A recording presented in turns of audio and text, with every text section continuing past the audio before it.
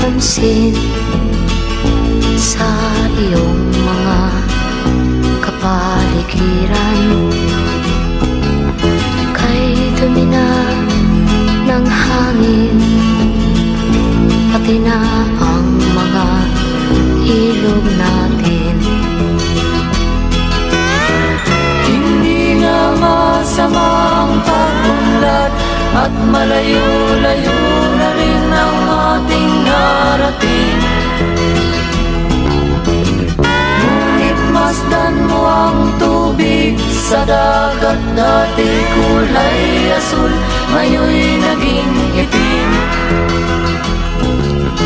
Ang mga duming ating kinalat sa hangin, sa langit